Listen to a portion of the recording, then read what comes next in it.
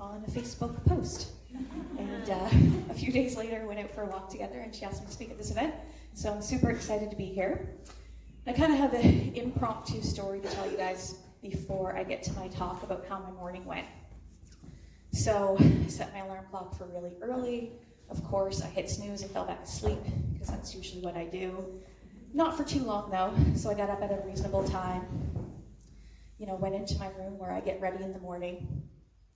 Was planning on having all this time to get ready and relax, maybe read through this speech again. When I'm getting ready, and there's this little tiny hole behind my door where the doorknob hits the wall. Just pushed in a little bit, and I'm getting ready, and a little freaking squirrel climbs out of that hole. And of course, I am very irrational when it comes to creatures in my house. So I immediately scream. I jump on top of the chair. And then I'm thinking about how I'm gonna get out and if he's gonna come near me and if he's gonna touch me. So I run out, I close the door, and then all of my stuff's in there to get ready. So I have to go back in. So open the door and peek in to see where he's at, and I grab something and I close the door.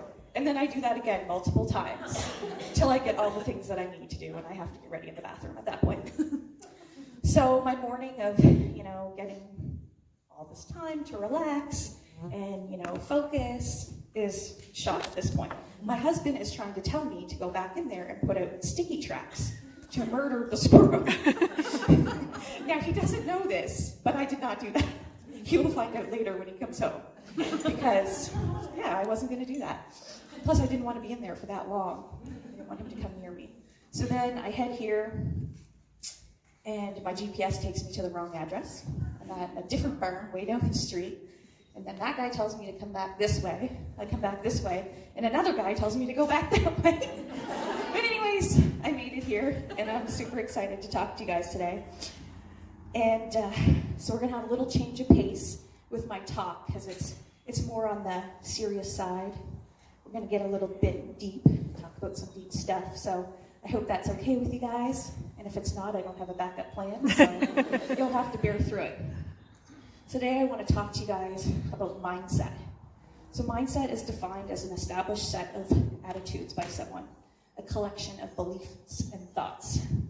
So I'm going to share my mindset story with you guys and talk about how owning your mindset, being the boss of your mindset, and controlling what goes on upstairs, what you think about, what you believe, can help you become your most powerful self.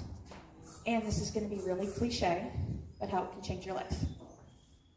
As it's changed my life. So, even though I have wanted to be a writer since grade 2, when I gave up wanting to be in the band with the Gem and the Holograms, after I gave up that dream, after I wrote a story called The Life of a Loony Named Louie. And it was my first hit piece. I was picked out of the whole class to read my story. And from that moment, I wanted to be a writer. And then later on in life, as soon as I learned that motivational speaking was a thing, I also wanted to be a motivational speaker. I thought, what could be better than inspiring people to change their lives and writing things to do the same thing. So even though I've wanted to do these things for many, many years, I wanted to have this impact on the world. Even though I was known for my positive outlook, my optimistic attitude, my inspirational sappy card writing skills, even though I was known as the cheerleader in my group of friends, I was always held back. I wanted more, but I was stuck. I thought about changing. I wanted to change, but fear gripped me. It gripped me so tightly in times in my life that I felt paralyzed by it. I felt stuck. Can any of you guys relate? Have you ever been held back by fear? You want to do something so badly, but you just can't take that action? What was I afraid of? I was afraid of a lot of things. Looking stupid, being judged, feeling like an imposter, and the mother of all fears, the dirty F word, failure. Although I've been reading, studying personal development, going to workshops since Oprah introduced me to The Secret again, over a decade ago, I was learning so much stuff, but I was a self-help junkie. I was just acquiring knowledge. I was learning more and more stuff, but it just became stuff that I knew. Because although they say that knowledge is power, they lied. Well, maybe they didn't lie, but they at least exaggerated. Because knowledge is only power when we take action on that knowledge, when we apply it into our lives. So a few years ago, I started applying this knowledge in my life. I finally started taking action, committing to figuring out how I could use my sunshine-making skills to help and inspire others in their own lives. I started a Facebook group to share my love for personal development and self-help. I started a couple of different businesses, none that were overly successful, but they kept me from a dreaded 9 to 5, which I really didn't want to have. So I started going to events with like-minded people, and I started making friends with like-minded people. And in fact, the last couple of years of my life, I have made more friends and more connections on a deeper level than I have in the previous 10 years. I took a course on women in business, and inch by inch, I started to take action in my own life. So what got me moving? What had a profound impact on my life? The truth is, the only thing that really shifted was my mindset. And I chose to believe something different. I chose to believe that I didn't have to go to a job that I hated every single day for the rest of my life until I retired. I chose to believe that I didn't have to show up small because other people showed up small. And that's what made other people comfortable. I chose to believe that I could dream as big as I wanted to. I could start new businesses. I could start new things. I could even fail. And it would be just a blip, just a bump in the road that was necessary to live a big, awesome life, to do things I've always dreamed of. So I got more and more comfortable making these changes and coming outside of my comfort zone. And I was inspiring others along the way. But I barely scratched the surface of this journey into personal development when I lost my teenage son, Braedon, just 4 months after his 18th birthday. And just to put it into some perspective, that was just 5 months after he first exhibited any symptoms of being sick at all. And the day before that, he worked his part-time job at McDonald's, and the day before that, he was in school. So, in a moment, my world crumbled. Everything changed. I was faced with the most unfair loss I believe that we can face in this world, and that's the loss of a child. So, how did I get from that loss just a little over a year ago to standing here and talking to you guys today, when it would have been so easy to get comfortable in the darkness, focusing on all that I lost and all that I will continue to lose with each passing day? Everything I had been learning for over a decade had suddenly come into play in my life. And I kept thinking I couldn't control everything that happened to me. I tried, I begged, and I pleaded. But I could control how I responded. I still feel pain and sit with it often. I still feel loneliness right down into my bones. But I don't live there. I don't stay in that place. And even when I'm surrounded by darkness and I can't see the light, I choose to believe that it's there. I choose to get back up again and again. I choose how I respond. And in choosing, I am powerful. That's how I own my mindset. That's how I own how this experience will shape me, how my son Braedon will be remembered, and how I will honor him with my life. Because I can. Tony Robbins says it perfectly. He says, at any moment, the decision you make can change your life forever. Because to me, that's what mindset is. It's choosing, it's deciding, and it's believing.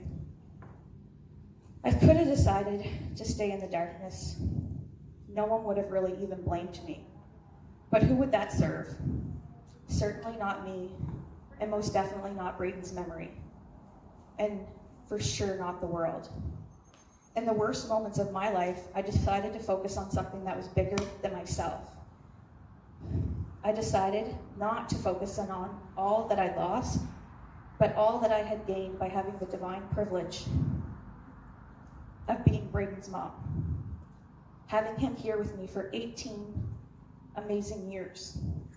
I decided that I would continue to share him with the world, spread his light, his goodwill, and his kind heart through the Braedon Foundation, which I started in his memory. At the time, I didn't even know what the foundation would do. I just knew that I needed it. I knew everyone who loved Braedon needed it, and I knew that Braedon deserved it. Mindset is so powerful that I started this foundation just 1 month after losing Braedon. With the help of a now good friend, Haley Bowen from Marketing on Purpose, we figured out what the Braedon Foundation would do. We bounced around a few ideas. None of them really stuck until Haley asked me what would have brought Braedon a little happiness, what would have made him feel a little better. And it dawned on me very quickly because Braedon, like most teenagers, loved to spend money. He was really into video games. He loved technology. So if he could go for a shopping spree or have a bedroom makeover where someone decked out his room with all the coolest, latest tech gadgets, he would have been really happy. So that's what we decided to do. We would give room makeovers or shopping sprees for kids in New Brunswick facing severe, life-threatening, or high-risk illnesses. And we completed our first room makeover just 4 months after Braedon passed. We quickly put together a board of 12 members. We've now completed 2 rooms, done 2 shopping sprees. We have 2 more makeovers happening. They're in progress, and we have another one to start as soon as we're done those. We've inspired over 150 blood donations, taking place in 2 different countries, 6 provinces, and 8 cities. And we've raised over $25,000. And this fall, we'll be launching the Braedon Foundation Support Group for families with children that have severe life-threatening illnesses, because we saw that as a need in our community that no one was meeting. In addition to this, I also launched my Tiffany Agnew Inspires blog, where I'm making it my mission to inspire women to be brave with their lives, to wake up and start truly living during their time here on earth. I'm being vulnerable and sharing the deepest parts of myself and my journey, but it's helping people grow, heal, and take action in their lives. I'm writing a book that I will release this year. I'm doing things that I always wanted to do, and I'm doing it during the most devastating period of my life. People often attribute everything that I'm doing to this incredible strength that they think I have. Now, I do believe that I'm a strong woman, but I do not have superhuman strength. I still cry real tears and feel real pain. But what I do have is a powerful mindset. Remember, that's just a collection of beliefs and thoughts, and you can choose them. So all the learning I've done over the years, all the work I've done on myself, it started to awaken in me. And when I felt broken, there was a voice telling me that there was true beauty in my brokenness. And when I felt like I couldn't go on, I could hear a voice telling me there was nothing I couldn't do. When I felt hopeless, that voice told me I could help others through my pain. I could impact my community, and I could start a movement. I could choose, I could decide, and I could believe. On top of that, I wake up to this world without Braedon, and I feel his absence every minute of every day. It's continuously reminding me how fragile life is and how valuable every single moment is. And that has set my mindset on fire. I choose to live for him now too. And he was brave, So brave, facing his second life-threatening illness in his short 18 years here on earth, with courage and grace beyond his years. So, although I'm still afraid, I still have fears, I'm owning my mindset. I'm stepping into that power, and I'm choosing to live more like Braedon did. And all of you can choose that too. No matter what you've been through, no matter what you're going through, you can own your mindset like a boss. How? How can you do that? You can let go of the past. You can let go of beliefs that no longer serve you in your life, or keep you stuck, or keep you feeling afraid. You can consciously breathe the new you into life one breath at a time. The new you that uses your mindset to become the best version of yourself. The new you that uses your mindset to chase your dreams. The new you that pushes the boundaries of your comfort zone. A few ways that you can own your mindset, I'm going to tell you right now, and it probably is going to seem silly, but the number one thing that you can do is just decide. Decide.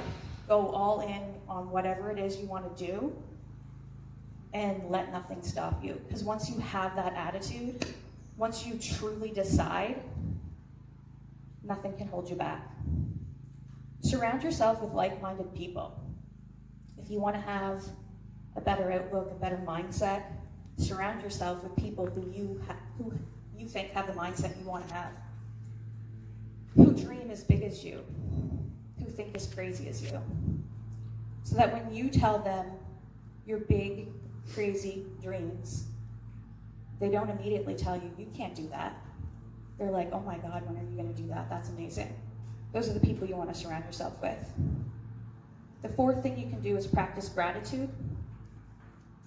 And I will tell you that I've practiced gratitude on some of the darkest days. I would just try to focus on everything that I was grateful for. And the last thing you can do is step outside your comfort zone. Do something that scares you.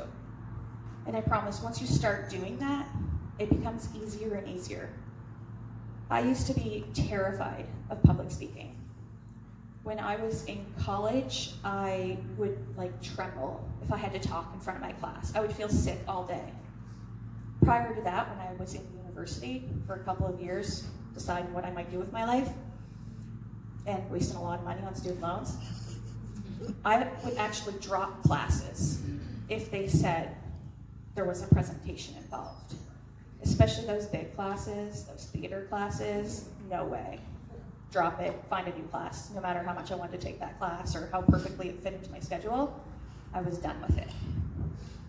But the thing is once I stopped telling myself that I was terrified of public speaking, and I told myself that I love it and that I want to do it and that it's going to be part of my career, that's what became my reality. So the most important thing I want you to remember today is that your mind is powerful. Your thoughts and beliefs can become your reality. And you can change your life the moment that you decide to go all in. The moment that you decide that nothing will hold you back. And remember that there's beauty in your brokenness.